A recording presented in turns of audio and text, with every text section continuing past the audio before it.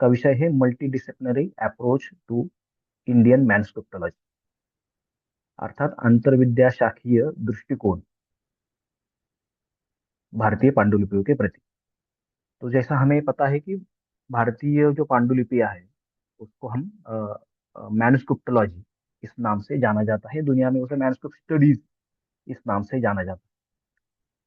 भारत में जो पांडुलिपि विज्ञान की जो शुरुआत हुई तो वो किसी एक ग्रंथ के पाठालोचनात्मक जो संस्करण निकलता है, आलोचनात्मक जो संस्करण निकलता है, उसके लिए पांडुलिपि विज्ञान की शुरुआत हुई। तो शुरुआत से ही किसी भी पाठ की निश्चिति करना, उसकी आलोचना करना और उसका मूल मूल जो करता है, कर्ता को अभिप्रेत जो पाठ है उस पाठ की सिद्धि करना, तो ये इसका उद्देश्य हमेशा रहा है। आज के इस विषय में मैं थोड़ा दूसरी ओर से इस विषय को देखना चाहता हूँ। तो मैन्युस्क्रिप्ट बियॉन्ड टेक्स्ट, जिसे हम पाठ कहते हैं, उस पाठ के अलावा हम मैन्युस्क्रिप्ट को किस तरह से देख सकते हैं, किस तरह से समझ सकते हैं। तो इसके लिए मल्टी डायमेंशनल, मल्टी डिसिप्लिनरी क्या अप्रोच हमारा इस मैन्युस्क्रिप्ट के प्रति, पांडुलिपि के प्रति हो सकता है, तो इसकी चर्चा हम इस वीडियो में करना चाहते हैं। तो जैसा हमें पता है कि भारत में पांडुलिपियों की बहुत बड़ी मात्रा में भारत में पांडुलिपियां पाई जाती हैं। लगभग जो आंकड़ा है वो 60 लाख से 80 लाख तक बताया जाता है। तो इतनी बड़ी मात्रा में पांडुलिपियां पाई जाती है। लेकिन हम अगर पाठ की तुलना से देखें तो पाठ मतलब जो ग्रंथ है वो ग्रंथ की संख्या कम है। जैसे भगवत गीता की आप पांडुलिपि लेंगे तो भगवत गीता की पांडुलिपियां हजारों मिलेंगी आपको, कश्मीर में मिलेंगी, गुजरात में मिलेंगी, राजस्थान में मिलेंगी, केरल में मिलेगी। पाठ की दृष्टि से देखा जाए तो एक ही पाठ है। पाठ में ज्यादा भिन्नता नहीं मिलेगी आप। पाठ में पाठ में की समीक्षा होनी चाहिए, थोड़ी भिन्नता रहेगी, लेकिन ग्रंथ तो एक ही है। लेकिन अगर हम मैन्युस्क्रिप्ट पांडुलिपि की दृष्टि से देखें, उसे उसे एज एन आर्टिफैक्ट हम देखें, उसे कलाकृति की तरफ देखें, की तरह से देखें, तो हर जो पांडुलिपि है, हर पांडुलिपि अपने आप में एक विशिष्ट कलाकृति है। क्यों विशिष्ट कलाकृति है? तो उसके लिए जो दृष्टि चाहिए तो वो थोड़ी मल्टीडिसिप्लिनरी हमें चाहिए, थोड़ी अंतरशाखीय दृष्टि हमें चाहिए। तो जब हम पाठ की दृष्टि से देखते हैं तो कुछ सीमित मात्रा में आपको ग्रंथ मिलेंगे। जैसे जैन परंपरा में आपको कल्पसूत्र की हजारों पांडुलिपियां मिलेगी। ग्रंथ तो एक ही है, लेकिन पांडुलिपियां अलग अलग है, अलग अलग काल में लिखी गई है, अलग अलग लेखक के द्वारा लिखी गई ऐसी पांडुलिपियां हैं। तो इसके इसके लिए हम आज का जो विषय है हमारा beyond text, manuscript beyond text. तो इस पाठक के अलावा मैन्युस्क्रिप्ट को हम किस तरह से देख सकते हैं, तो इसके लिए हम कुछ बिंदुओं बिंदुओं के ऊपर इसमें चर्चा करने वाले हैं। जैसे हमें पता है कि पांडुलिपि एक विशिष्ट काल में बनी हुई एक कलाकृति है। और कोई भी कलाकृति जब बनती है तो उसके लिए उस समय की सामाजिक स्थिति, आर्थिक स्थिति, सामाजिक स्थिति, ये सभी निर्भर करती है। तो ऐसा नहीं होता कि अपने आप कोई पांडुलिपि उत्पन्न होती है। तो उस पांडुलिपि जब उत्पन्न होती है तो उस सभी सामाजिक परिप्रेक्ष्य में, ऐतिहासिक परिप्रेक्ष्य में, आर्थिक परिप्रेक्ष्य में उसके उस हमें देखना चाहिए।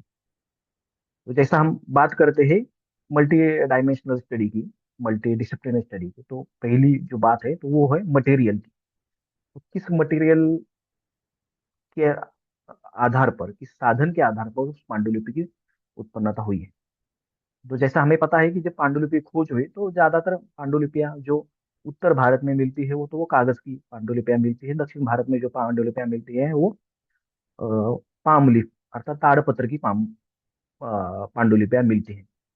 बाद में कश्मीर में जो पांडुलिपियां हैं, वो भूर्ज पत्र की पांडुलिपियां मिली। और दुनिया की सबसे जो प्राचीनतम में से कुछ पांडुलिपियां है जो गंधार मैन्युस्क्रिप्ट जाना जाता है, जो बौद्ध परंपरा से संलग्नित है, वो भी भूर्ज पत्र पर अंकित ऐसी पांडुलिपियां हैं। तो अगर हम मटेरियल की दृष्टि से देखें तो हर प्रदेश की जो साधन है, प्रदेश का जो साधन है, जो मटेरियल है, वो अलग अलग है। जो लिप्यासन हम जिसे कहते हैं वो अलग अलग है। जैसे दक्षिण भारत में आप देखें तो पाम लीफ यूज होता है, ताड़पत्र यूज होता है, लेकिन वो भी अलग है। कुछ प्रदेश में खरताल यूज होता है, कुछ प्रदेश में श्रीताल यूज होता है।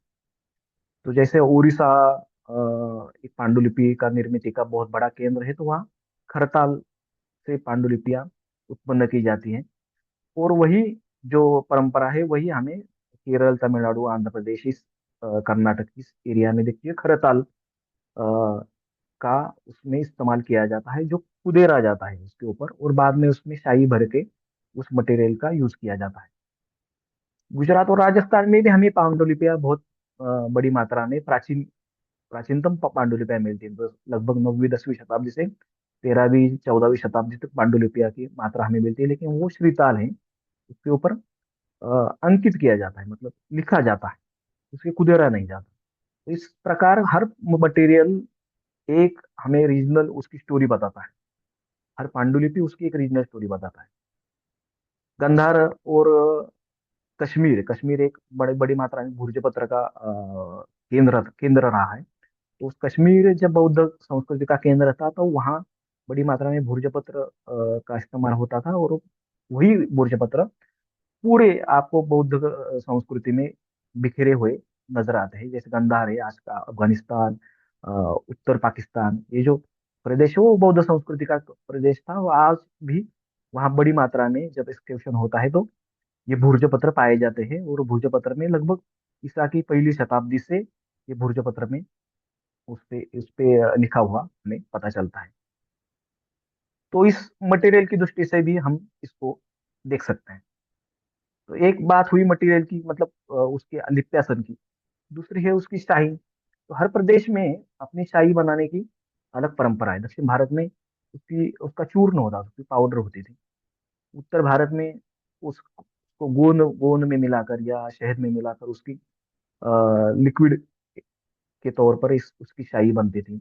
हर प्रदेश में, जैसे महाराष्ट्र में अलग अलग परंपरा है, गुजरात में अलग परंपरा है, अ, मालवा में अलग परंपरा है, उत्तर भारत में अलग परंपरा है, कश्मीर में अलग परंपरा है। उस शाही की बनाने की प्रक्रिया, उसमें इस्तेमाल होने वाली पदार्थ, वनस्पतियाँ, उसके मिनरल्स, ये अलग अलग जगह जाते हैं। सोने की शाही बनाई जाती है, तो सोने का तो लिक्विड फॉर्म डायरेक्टली नहीं हो सकता, तो उसके लिए भी अलग प्रकार की वो तकनीक यूज करते थे। चांदी की शाही बनती थी। ऐसे अलग अलग प्रदेश में अलग अलग शाही बनती थी।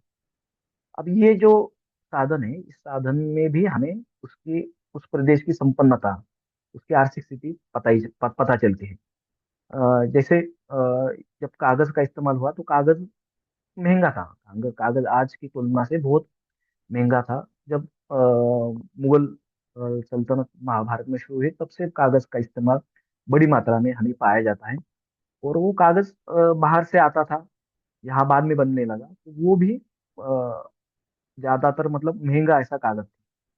तो जब कागज पे लिखना शुरू हुआ तो वो भी उसके लिए भी बड़ी मात्रा में धन लगता था। तो बड़े जो श्रेष्ठी थे, बड़े राजा थे, तो वही उसको इस्तेमाल करते थे। बाकी प्रजा में भूर्ज पत्र का ही इस्तेमाल, ताड़पत्र का या अ, अन्य पत्रों का इस्तेमाल होता रहता था। तो इस मटेरियल की दृष्टि से भी हम एक प्रकार से पांडुलिपियों को अच्छी तरीके से देख सकते हैं। दूसरी बात है उसकी कलाकारी, मतलब क्राफ्ट्समैनशिप हम जिसको कहते हैं। तो each manuscript is a distinct artifact. तो जिस जब हम आर्टिफैक्ट्स कहते हैं, कलाकार कहते हैं, तो उसके उसके लिए एक एक प्रकार की कलाकारी की समझ होना जरूरी है। तो भारत में जब पांडुलिपि बनती थी तो वो कोई भी आप पांडुलिपि देखेंगे तो उसमें कुछ ना कुछ आपको कलाकारी नजर आएगी। जैसे जिसे हम डेकोरेटिव मोटिव्स कहते हैं, सजावटी रूपांकन जो कहते हैं। तो कहीं कमल पुष्प रहता है, कहीं पीपल का पत्र रहता है, कभी कहीं स्वस्तिक रहता है, कहीं ओमकार रहता है, कहीं मार्जिन्स रहते हैं, आदि पत्र रहता है, अंतिम पत्र रहता है, उसके ऊपर कुछ चित्र रहते हैं, गणेश जी का चित्र रहता है, मध्य फुल्लिका जो रहती है, बीच में कुछ जगह छोड़ी जाती है, तो उसमें कुछ सजावट होती है। तो ये जो डेकोरेटिव मोटिव्स है, वो भी एक अलग तरीके से देखने की जरूरत है। दुनिया में जो अध्ययन होता है मैन्युस्क्रिप्ट का, तो उसमें बहुत ही बारीक तरीके से वो अध्ययन होता है। भारत में पाठ की अपेक्षा बाकी सभी चीजों के ऊपर उदासीनता ज्यादातर देखी जाती है। तो ये सजावटी रूपांकन है। उस प्रदेश में जो मोटिव्स है वो क्या मोटिव्स से चलते थे, मंदिरों में जो मोटिव्स थे, पांडुलिपि में जो मोटिव्स थे, वो एक समान आपको एक ही प्रदेश में दिखेंगे। जैसे तमिलनाडु में पांडुलिपि में जो मोटिव्स है वही आपको मंदिर में दिखेंगे, केरल में जो है वही आपको केरल के मंदिर में दिखेंगे। तो ये एक प्रकार की संलग्नता इस मोटिव्स में होती थी। तो लोग क्या सोचते थे, लोगों के मन में, मस्तिष्क में किस प्रतीकों की प्रतिबिंब रहता है, तो इसकी समझ हम इसके इस पैटर्न से समझ आती है। तो हर एक प्रदेश में ये पैटर्न्स अलग अलग काल में भी, काल के सामने भी वो बदलते चले जाते हैं। जैसे मुगल सल्तनत के बाद, इस्लामी आक्रमण के बाद इसमें बहुत सारा बदलाव हुआ। इस्लामी इन्फ्लुएंस हमें इसमें बहुत सारा दिखता है। तो इस अपेक्षा से भी हमें इस कलाकारी को, क्राफ्ट्समैनशिप को देखना चाहिए। तो ये बात हुई मटेरियल के बारे में। दूसरी बात है, हमें उसकी सामाजिक और सांस्कृतिक जो मूल्य है उसके बारे में भी हमें सोचना चाहिए। तो each manuscript is a distinct manuscript. अब ये मटेरियल की तुलना से है ही, हर मैन्युस्क्रिप्ट लिखने वाला लहिया भी, लेखक भी अलग है। वो अलग तरीके से लिखता है। जब लिखता है तो हमें यहाँ पता है कि हर मैन्युस्क्रिप्ट के, लगभग सभी मैन्युस्क्रिप्ट के नीचे वो पुष्पिका वाक्य लिखता है कि ये ग्रंथ मैंने अमुक अमुक तिथि को समाप्त किया। तो उस ग्रंथ का नाम रहता है, उस कर्ता का नाम रहता है, उस लेखक का नाम रहता है, तिथि रहती है। तो ये जानकारी रहती है। बड़ी मात्रा में हमें ये भी पाया जाता है कि इस पुस्तिका में हमें तत्कालीन राजाओं की ना जानकारी मिलती है, तत्कालीन श्रेष्ठियों की जानकारी मिलती है, सामंतों की जानकारी मिलती है, उस समय के सरदार, शाही सल्तनत जो थी उसकी जानकारी हमें मिलती है। और वो भी विथ टाइम मिलती है, मतलब अ, उसका समय हमें पता चलता है। जैसे 14वीं शताब्दी का कोई ग्रंथ है तो हम ऐसा कह सकते हैं कि उसकी रचना जो 14वीं शताब्दी से पहले हुई है। तो हिस्टोरिकल टाइम लाइन हम जब तय करते हैं, जब किसी देश की, इस समाज की इंटेलेक्चुअल हिस्ट्री हम लिखते हैं, तो इसके लिए ये बहुत बड़ी मात्रा में महत्वपूर्ण ऐसा, ये एक खोज